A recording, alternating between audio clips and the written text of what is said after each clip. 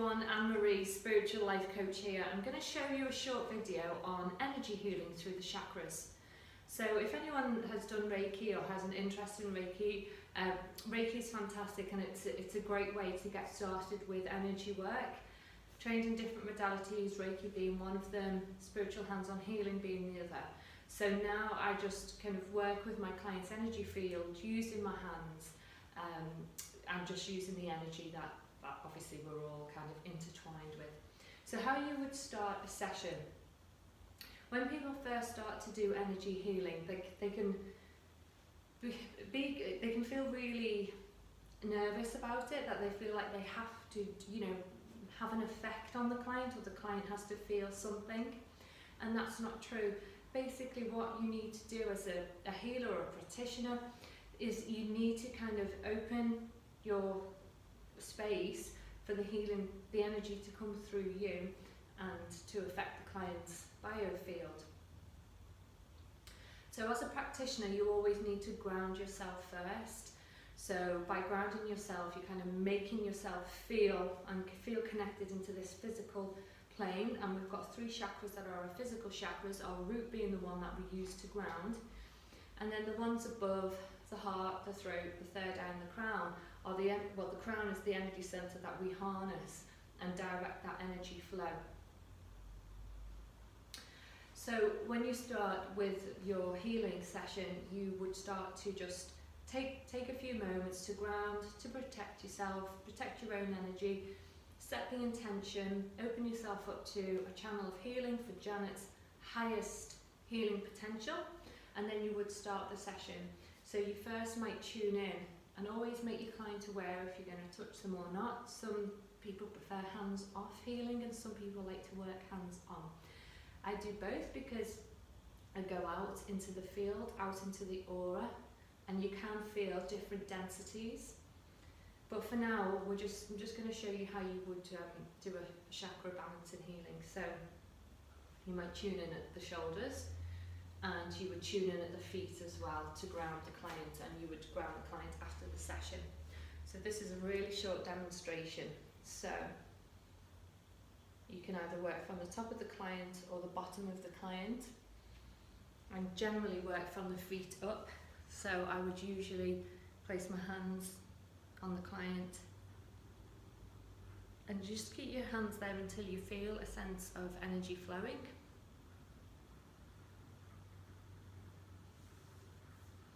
And already I can pick up that Janet's energy is stronger on her left side.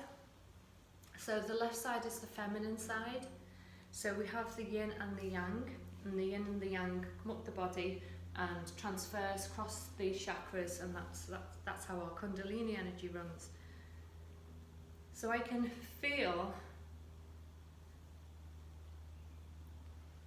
that Janet's energy is much stronger on her left side.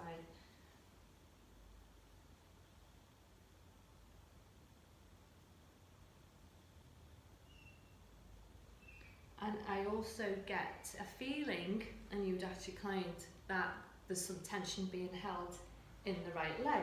Is that right? That's right. Yeah. Just in the hip, right? So I can feel on Janet's leg that there's some tension being held energetically, physically, I don't know, but I'm just picking up on it. I get a sensation that there's something going on there. Metaphorically or metaphysically, you can relate that to issues that are happening in the client's life. So the right side is the masculine side. The right leg is about moving forward, taking action. It could be a physical experience that she's having, and not so much of a metaphorical one, and that's where you would ask the client. I also feel something in the knee as well. Yeah. Okay. So is it the whole of your right side? I threw it up the knee, so the hip. And have you had an accident or? I fell the week. Ah, right. Okay. And has it been triggered by that? Okay. So even then, you could use that as a questioning platform to say what was happening at the time. Were you feeling obviously in a hurry? If you fell, was life rushing you forward? Were you indecisive? Did you feel like you were taking action or not taking action when you should have done, or taking too much action, you can ask questions along those lines.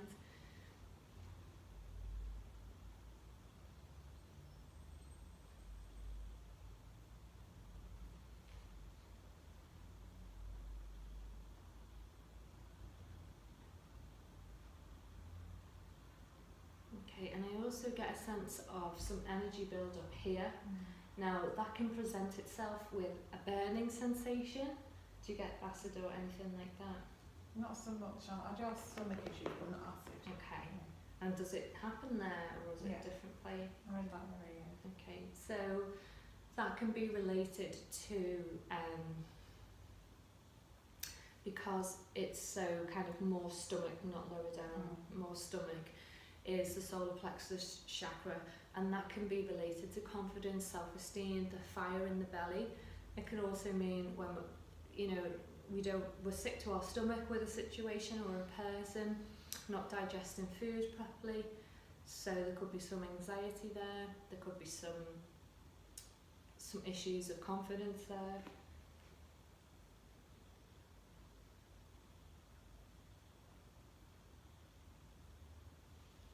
And then I pick up like something energetically on the other side of the body, which is the left side of the body, just around this area here. So I don't know if you notice anything physically there, but I just pick up something energetically there.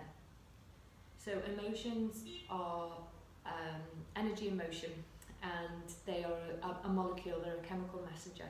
And if we don't suppress our emotions, they'll hide away. They'll hide in our organs, in our muscles, in our bones. So sometimes we can find all kinds of emotions, and sometimes when I'm working on a client and we're talking through the emotions, because I might get a vision of something and we'll talk through the emotion, you'll feel them kind of running and hiding away and moving around the body. But as the client expresses them verbally, then they're allowed to be expressed, and they don't need to store or hide anymore.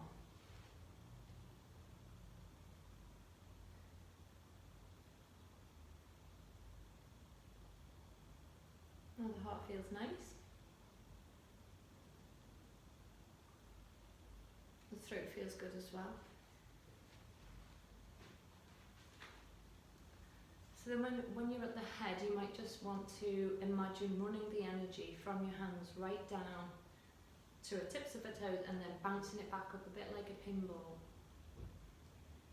Make sure you run it to the fingers, back up and all the way down the body to the toes and back up.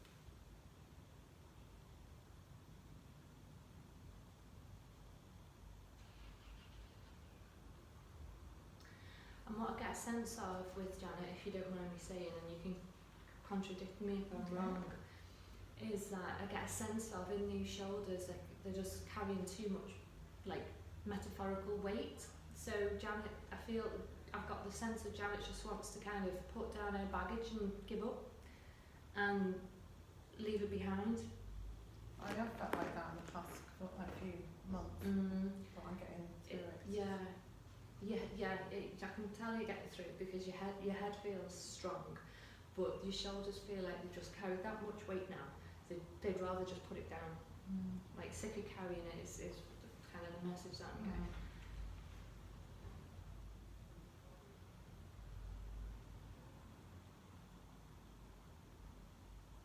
The head feels nice and strong. Still like messages of doubt in there, but there's not so much confusion. It's more little pieces of doubt that creep in.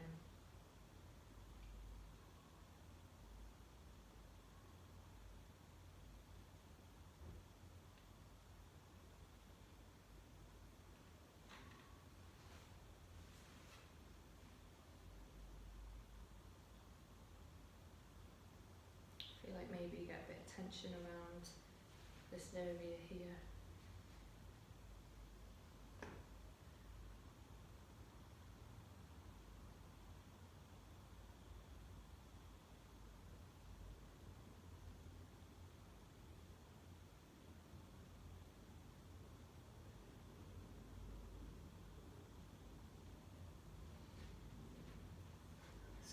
So the area that I'm most drawn to work on with Janet, and we're not going to do it now, but just so you know, that the area that I'm most drawn to work on with Janet is her shoulders and her arms.